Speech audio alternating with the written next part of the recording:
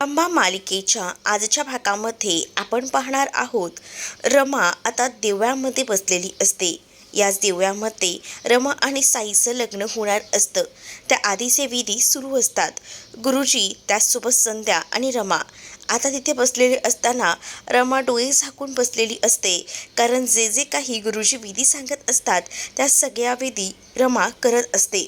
पण त्याच वेळेला त्या विधी करत असताना रमाचं लक्ष नीट नसतं, चित्त थाऱ्यावर नसतं असंच म्हणायला हरकत नाही. कारण तिचं मन पूर्णपणे अक्षयकडे असतं आणि फक्त शरीराने ती देवळामध्ये असते. म्हणजेच आता तिचं लक्ष तिथेच असतं की काय नेमकं झालं असेल तिथे. कारण आपण कोणालाही न सांगता घर सोडून आलेलो आहोत. त्याच वेळेला तिने एक केलेला व्हिडिओ आठवतो सुद्धा तिला. तर आता जेव्हा ती बाहेर उभी असते तेव्हा तिला अक्षय भेटायला आलेल्याचा भास होऊ लागतो. आणि जेव्हा अक्षय तिला भेटायला आलेला असतो मग त्याला म्हणत असते की तुम्ही सुद्धा आता ठरवलंच आहे ना की काही म्हणून करायचं. मग तुम्ही आता लग्नबंधनात अडकणार आहात स्वरासोबत. मग आता मीही तेच करते. मला काही झालं तरी काहीच निर्णय बदलता येणार नाही आहे. मला हे लग्न करावंच लागेल असं काहीसं ती आता बोलत असते. त्याच वेळेला अक्षयने शेवटची मिठी आता पुन्हा एकदा रमाला मारलेली असते. पण हे सगळं काही रमाला पडलेलं स्वप्न असतं. रमा अचानकपणे उठते आणि इकडे तिकडे पाहू लागते. तेव्हा तिच्या लक्षात येतं की आपल्याला तर हे सगळं पडलेलं स्वप्न आहे. कारण जर या सगळ्या गोष्टी खरंच अशा घडल्या असत्या तर सगळंच काही वेगळं चित्र असलं असतं. आणि त्यामुळे जेव्हा रमा इकडे तिकडे पाहू लागते तेव्हा ती असते मंदिरात आणि गुरुजी तिला सांगत असतात की ह्याच्यावर फूल वाहा. त्यामुळे आता ती अजूनच कन्फ्यूज होते. कारण समोर तर अक्षय दिसत असतो पण अजूनही ती त्या लग्नबंधनातच आहे ही भीती कुठेतरी मनामध्ये तिच्या आता आलेली असते. तिचं मन तिला खूप जास्त खात असतं. तिला कळत नसतं की तिला इथून उठून जायचं आहे. पण ती आता उठून कशी जाणार आहे या गोष्टीच मुळात तिला कळत नसतात. त्यामुळे ती आता रडत असते आणि विचार करत असते. तिचं आता कोणत्याच गोष्टींकडे लक्ष नसतं. अक्षरशः संध्याने तिला हात लावून उठवलेलं असतं तेव्हा कुठे जाऊन तिने डोळे उघडलेले असतात. आणि जेव्हा ती डोळे उघडते तेव्हा संध्या तिच्या समोर दिसते. त्यामुळे गुरुजी जे जे काही म्हणतात ते आता तिला ऐकावंच लागतं. आणि मग गुरुजी तिला पुढचे मंत्र बोलून फूल वाहायला सांगत असतात. तर रमा म्हणत असते मनातल्या मनात आता वेळ संपलेली आहे अक्षय. आता काही झालं तरी मी कायमची होणार आहे साईची. कारण मला आता नाही माहिती की मला तुम्हाला पुन्हा कधी भेटता येईल. कारण आपण आता या सगळ्यातून दुरावलेलो आहोत असं देखील आता ती म्हणू लागते. तर दुसरीकडे सगळीजणं देवाच्या पाया पडत असतात. प्रत्येकाला वाटत असतं की रमाचं लग्न थांबावं, रमा पुन्हा आपल्याला मिळावी. पण इथे भलतंच घडत असतं. जेव्हा सगळीजणं देवासमोर उभे असतात तेव्हा अचानकपणे मेसेजची टोन वाजते. सगळ्यांच्याच मोबाईलवर एक मेसेज आलेला असतो जो की रमाने पाठवलेला असतो. रमाने व्हिडिओ शूट करून ठेवलेला असतो आणि तोच व्हिडिओ रमाने सगळ्यांना सेंड केलेला असतो. प्रत्येकाचा मोबाईल वाजतो. तसेच सगळीजणं मोबाईल बाहेर काढून बघू लागतात आणि त्यामध्ये आता रमाचा व्हिडिओ असतो. अक्षय तो व्हिडिओ प्ले करतो. तर त्या व्हिडिओमध्ये असंच सांगण्यात येतं की काही झालं तरीसुद्धा मला तुम्हा सगळ्यांना न सांगता सोडून जावंच लागलं. त्यासाठी खरंच मी तुम्हा सगळ्यांची माफी मागते. पण मला आता हे लग्न करावं लागणार आहे हे देखील आता त्यामध्ये म्हटलेलं असतं.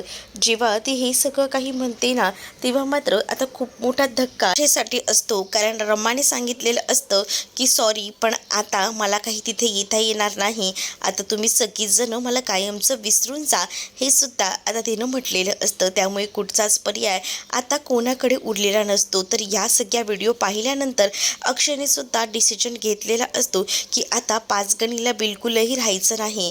कारण पाचगणीमध्येच जर आपण राहिलो तर सतत रमाची आठवण येत राहणार आणि रमाची आठवण यायला नको. म्हणून आपण आता हे पाचगणी सोडून जायचा निर्णय घेऊया, नको थांबूया आपण इथे असं देखील आता म्हटलं जातं. जेव्हा या सगळ्या गोष्टी बोलल्या जातात तेव्हा मात्र आता अक्षयला सांगितलं जातं की नको कोणताही कोणताही निर्णय आतताईपणे घेऊ, पण अक्षयने आता निर्णय घ्यायचं ठरवलेलंच असतं. त्यामुळे आता तो काही मागे हटत नसतो. तो म्हणतो की माझा निर्णय झाला आहे, आता मला या निर्णयामध्ये कोणतेही बदल घ्यावे असे वाटत नाही आहेत, असंही आता म्हटलं जातं. तर आता शशिकांत मुकादमही त्याला समजवत असतात आणि म्हणत असतात की असं कोणताही निर्णय नको घेऊस रे अक्षय घाईघाईत. पण अक्षय म्हणतो की आता रमा कायमची साईची झालेली आहे, ती पुन्हा कधीच माझी होणार नाही आणि आपणही रमापर्यंत पोचू शकत नाही. ती कुठे आहे, काय आहे, आपल्याला काहीच माहीत नाही. त्यामुळे मी असं सांगतोय, म्हणूनच आपल्याला आता इकडनं निघायला हवं. ही गोष्ट कोणालाच घरात पटत नसते, पण आता अक्षयनेच निर्णय घेतलाय म्हटल्यावर कोणीही काही करू शकणार नसतं. मग आता अक्षय म्हणतो की चला आपल्याला पाचगणी सोडून जावं लागेल. मी जे काही मेसेज वगैरे करून सांगायचं आहे ना ते सांगतो, पण आता आपण इथे थांबूया नको. आणि असं बोलूनच आता अक्षय सगळ्यांनाच तिकडनं जाण्यासाठी प्रवृत्त करत असतो. जेव्हा अक्षय हे सगळे विचार करतो ना, तेव्हा मात्र त्याला सगळीजणं सीमा, शशिकांत, त्याचसोबत स्वरा देखील थांबवत असते. पण तो म्हणतो की जाऊ दे, माझा डिसिजन पक्का झाला आहे आणि त्या डिसिजनवर मी ठाम आहे. कारण मला आता या पाचगणीमध्ये राहून पुन्हा त्याच त्याच आठवणी नको आहेत. रमा आता कायमची साईची झालेली आहे, आपल्या सगळ्यांसाठी परकी झालेली आहे. ती आता आपली राहिलेली नाही. त्यामुळे आपणही इथे थांबूया नको. चला चला, मला असं वाटतं आपण निघूया. आणि असं बोलूनच आता तो सगळ्यांनाच बॅग वगैरे भरायला सांगतो. आणि त्यानंतर इकडे सगळीजणं म्हणत असतात की हे सगळं करून ना तू इरावतीला जिंकून देतोयस, म्हणजे इरावती जिंकलेली आहे हेच यावर ना सगळं स्पष्ट होतंय. पण आता जर रमा समोरच नसेल, रमा ऑलरेडी लग्न करत असेल, तर काय उपयोग आहे या सगळ्यामध्ये सांगून. जाऊ दे ना, तिला काही करायचं आहे ना ते करू दे, पण आपण आता इथे नाही थांबू शकत असं देखील म्हटलं जातं. त्यामुळे चला, कोणताही विचार करू नका आणि पटकन चला, हे म्हणून आता इकडे अक्षय सगळ्यांना तयार करतो.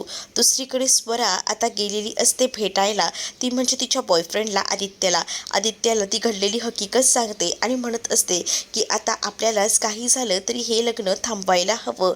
पण आता आदित्य म्हणत असतो की निदान आज तरी तू आपल्याबद्दल बोल ना गं निशा, आज व्हॅलेंटाईन डे आहे आणि मग तू हे सगळं काय बोलत बसली आहेस. त्यावर आता लगेचच स्वरा त्याला सांगते की मला कळतंय रे आधी की आपली आज व्हॅलेंटाईन डे आहे, पण तुला सांगू का, प्रेम कसं करायचं आणि ते कसं निभवायचं ना, हे शेवटपर्यंत हे मी त्या रमा आणि अक्षयकडनं शिकलेली आहे. आणि रमा आणि अक्षय जर वेगळे होणार असतील तर त्या सगळ्याला उपयोगी का, प्लीज ना आधी मला मदत कर ना.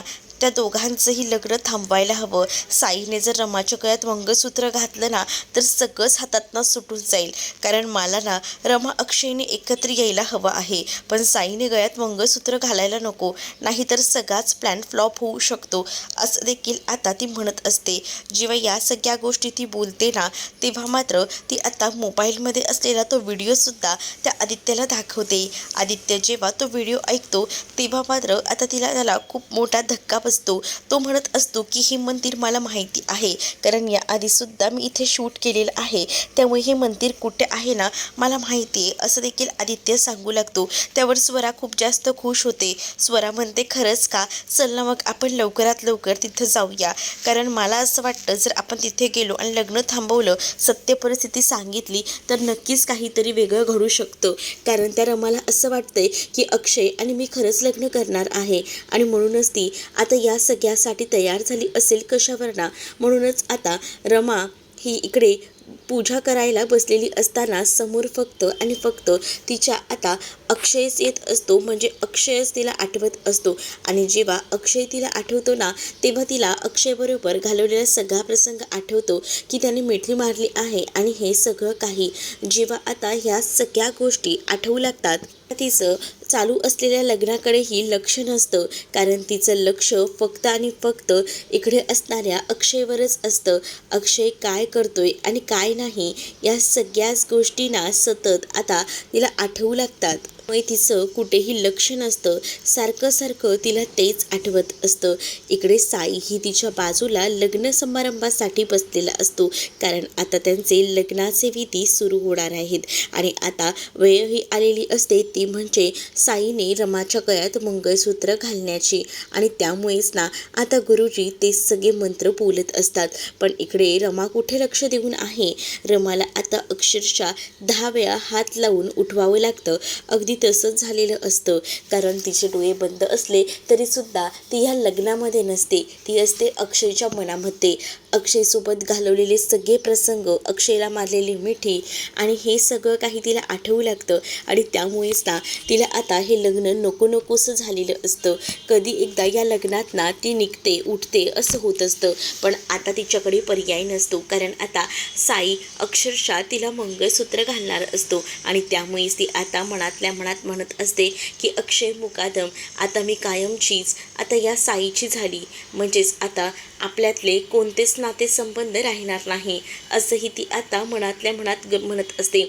गुरुजींनी साईला सांगितलेलं असतं की आता मंगळसूत्र घालण्याचे विधी येतील. मंगळसूत्राला हळद कुंकू लावा, वाट्यांमध्ये हळद कुंकू भरायला सुद्धा आता सांगितलं जातं. या सगळ्या गोष्टी होत असतात ना, तेव्हा रमा एकटक साईकडे बघत असते. तिला आता कळत असतं की साईनं आपल्यावर प्रेम केलं आहे, पण आपलं खरं प्रेम तर तिथे असणाऱ्या अक्षयवर आहे. इथे अक्षयही घर वेगळे सोडून निघालेला असतो.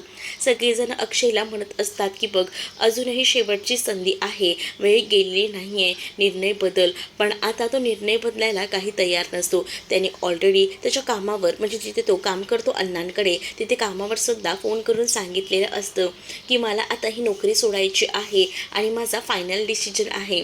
जी काही पेनल्टी लागणार असेल ती सुद्धा तो पे करायला तयार असतो, कारण त्याला आता 5 गणीमध्ये बिलकुलही राहायचं नसतं. त्याने निर्णय घेतलेला असतो आणि तो हे सगळं काही फोन करून सांगून देतो. फोन करून जेव्हा या सगळ्या गोष्टी तो सांगतो ना, तेव्हा मात्र शशिकांत मुकादम त्याच्याकडे पाहू लागतात. आरोहीही तिथेच थांबलेली असते. आरोहीला असं वाटत असतं की शेवटच्या क्षणाला तरी आई येईल आणि हे सगळं थांबेल, पण तसं काहीच होत नाही. आणि म्हणूनच ती आता अक्षयला विचारते, म्हणजे आई येणारच नाही आहे का? आई आपल्याला कायमची सोडून गेली आहे का? तर अक्षय म्हणतो की हो बाळा, आई आपल्याकडे कधीच येणार नाही. आता आईला विसरून जायचं, फक्त बाबाच लक्षात ठेवायचा. एवढे दिवस सगळं काही मिस केलं ना, आता इथून पुढे सुद्धा आपणच दोघं एकमेकांसाठी असू, असं देखील अक्षय आता आरोहीला सांगू लागतो. त्याच वेळेला आता आरोहीला जुने दिवस आठवतात. म्हणजेच रमा या घरामध्ये गणपती बाप्पा घेऊन आली होती आणि त्यानंतर सगळेच प्रसंग, म्हणजे तेव्हा रमा आणि त्यासोबत अक्षय आणि आरोहीनं एकत्र घालवलेली शेवटची दिवाळी. कारण त्यावेळेला सुद्धा रमाला आरोहीनं सांगितलेलं होतं की आपण यापुढे सुद्धा अशीच दिवाळी साजरी करायची. पण आता अशी दिवाळी साजरी करायला ना ती येणार असते, ना ही लोक इथे थांबणार असतात. त्यामुळे सगळंच ना आता एकदम अलबेल असतं. त्यामुळे तिला या सगळ्या गोष्टी आठवतात. तिला आता समजत नसतं की काय करावं, पण समोर जे दिसत असतं त्यामुळे आता बाबांचं ऐकून आपल्याला तर घर सोडावंच लागणार. या निर्णयावर ती सुद्धा बाबांसोबत ठाम असते, कारण जर आईच नसेल तर आपण नाही इथे थांबून काय उपयोग आहे. 5 गणीला तर आपण आईच्या शोधात आलो होतो. या सगळ्या गोष्टी तिला आठवत असतात. अक्षयही आता शेवटची रमाची झालेली भेट आठवू लागतो आणि त्यानंतर तोही निर्णय घेतो की चला, फायनली आपण हे घर सोडूया आणि आपण इकडनं निघून जाऊया. आपण जेव्हा हे सगळं करून इकडनं जायचा निर्णय घेतो, या सगळ्या गोष्टी आता आठवू लागतात. आणि मग काय, त्याला काही झालं तरी इथे थांबायचं नसतं आणि म्हणूनच तो आता तिकडनं जायला निघतो. जेव्हा आता तो तिकडनं जातो ना, तेव्हा आरोही एकदमच तोंड पाडून बसलेली असते, कारण तिला त्रास होत असतो. तिला कळत नसतं की काय बोलावं. पण त्याच वेळेला आता या सगळ्या गोष्टी घडत तर असतात. पण इकडे अक्षय म्हणत असतो की बाळा, आता आपण नाही थांबू शकत, चल आपल्याला निघावं लागेल.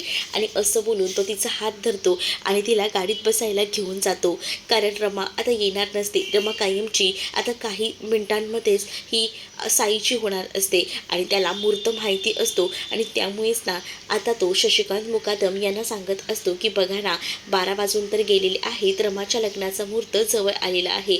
त्यामुळे आता काही मिनिटांमध्येच रमा ही साईची होईल. तर दुसरीकडे स्वरा आणि आदित्य त्या मंदिराकडेच जायला निघालेले असतात, जिथे साई आणि रमाचं लग्न होणार असतं. इकडे गुरुजींनी आता सांगितलेलं असतं की चला, आपण पुढचे विधीही करून घेऊया. मग आता मंगळसूत्र दिलं जातं आणि त्या मंगळसूत्रामध्ये हळद कुंकू वाट्यांमध्ये भरायला सांगितलं जातं.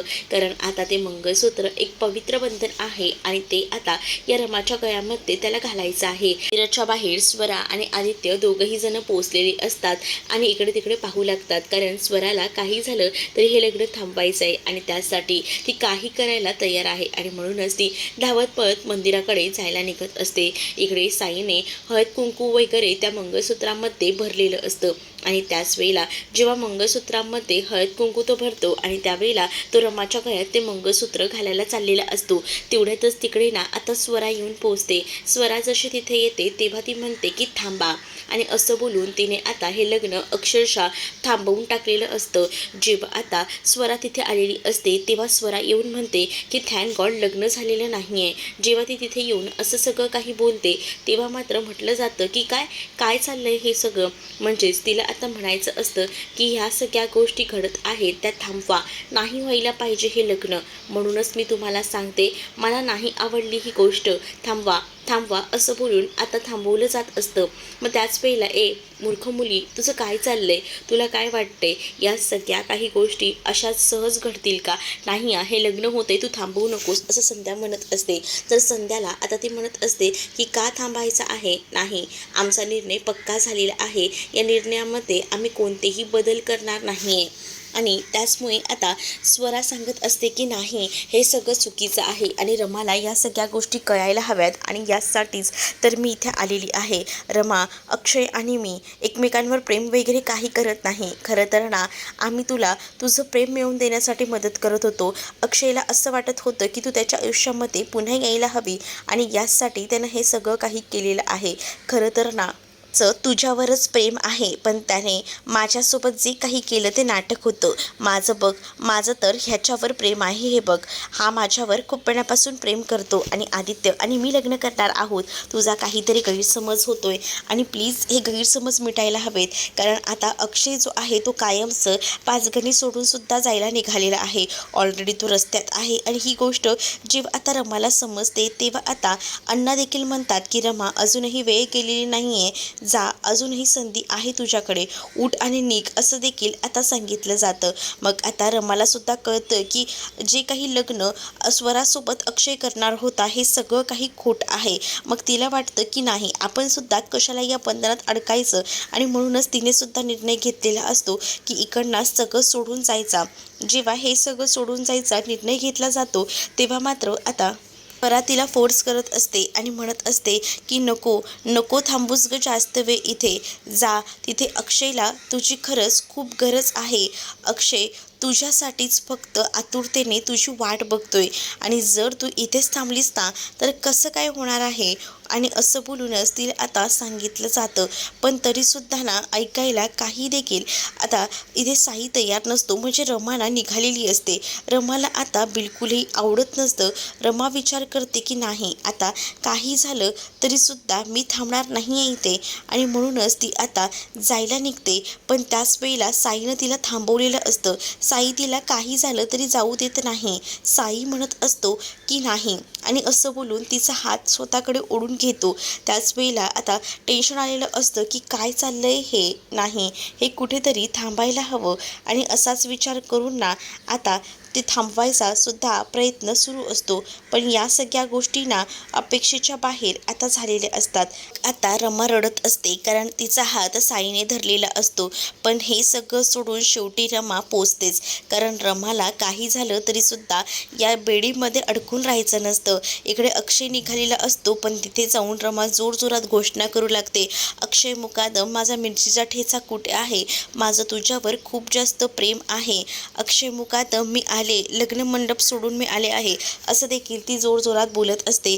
त्याच वेळेला आता आरोहीला आवाज जातो. आरोही म्हणते बाबा हा तर आवाज आपल्या आईचा आहे, आई आली आहे बघा. मग अक्षयही एका गाडीवर उभा राहतो आणि हे सगळं काही बघत असतो आणि अक्षय जेव्हा हे सगळं बघतो तेव्हा अक्षयलाही खूप मोठा धक्काच बसतो. कारण अक्षय सुद्धा या सगळ्यामध्येच अडकून बसलेला असतो. पण रमा आता अक्षयकडे धावून येते आणि त्याला मिठी मारते आणि माझं तुमच्यावर प्रेम आहे असं म्हणते.